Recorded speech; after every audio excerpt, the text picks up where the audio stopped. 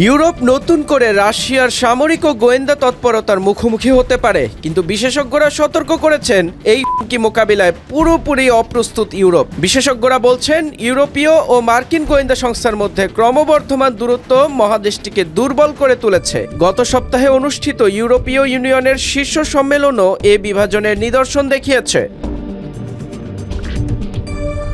সম্মেলনে বেলজিয়াম ইউক্রেনের প্রতিরক্ষা ও সামরিক শিল্পকে শক্তিশালী করতে রাশিয়ার জব্দ করা অর্থ ব্যবহার করার পরিকল্পনা আটকে দেয়। তবে শ্যাডো ফ্লিট এবং ধ্বংসাত্মক গুপ্তবৃত্তির বিষয় একবারও আলোচিত হয়নি। কোস্টাল ক্যারোলাইনা বিশ্ববিদ্যালয়ের সেন্টার ফর অ্যাপ্লাইড ইন্টেলিজেন্সের সহকারী পরিচালক জোসেফ ফিৎসানাকিস বলেন, 1939 সালে নাৎসি বাহিনী ইউরোপের দোরগড়ায় ছিল, ততটাই আজ রাশিয়ার সামরিক আগ্রাসনের মুখে ইউরোপ অপ্রস্তুত। ফিৎসানাকিস বলেন, ফিনল্যান্ড, পোল্যান্ড ও বাল্টিক দেশগুলো পরিস্থিতি বোঝে, কিন্তু পশ্চিম ইউরোপ এখনও ঘুমিয়ে আছে। অভ্যন্তরীণ বিভাজন ও রুশ তথ্য প্রচারের কারণে তারা নিরাপত্তা হুমকি বুঝতেই পারছে না।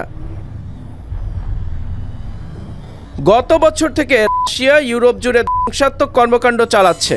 মার্কিন থিঙ্ক ট্যাঙ্ক আটলান্টিক কাউন্সিলের আনা ভিসল্যান্ডার বলেন, রাশিয়ার হাইব্রিড যুদ্ধ মানসিকভাবে ক্লান্ত করে, যাতে ইউরোপ নিজেই দুর্বল হয়ে পড়ে। সেপ্টেম্বর মাসে রাশিয়ার ড্রোন ও যুদ্ধ বিমানের আক্রমণ ন্যাটোর পূর্ব সীমান্তে নজরদারি বাড়িয়েছে। পোল্যান্ড, লিথুয়ানিয়া ও এস্তোনিয়া সক্রিয়ভাবে প্রতিরক্ষা প্রস্তুতি নিচ্ছে। ডেনমার্কও পুরনো ট্যাঙ্কার ও ড্রোন নজরদারি বাড়াচ্ছে। বিশেষজ্ঞরা বলছেন, ইউরোপীয় ইউনিয়নের একটি সমন্বিত প্রতিরক্ষা নীতি প্রয়োজন। বাণিজ্যিক নৌবহর পরিদর্শন, নজরদারি বৃদ্ধি, অ্যান্টি ড্রোন প্রযুক্তিতে বিনিয়োগ এবং একতাবদ্ধ নিষেধাজ্ঞা জরুরি।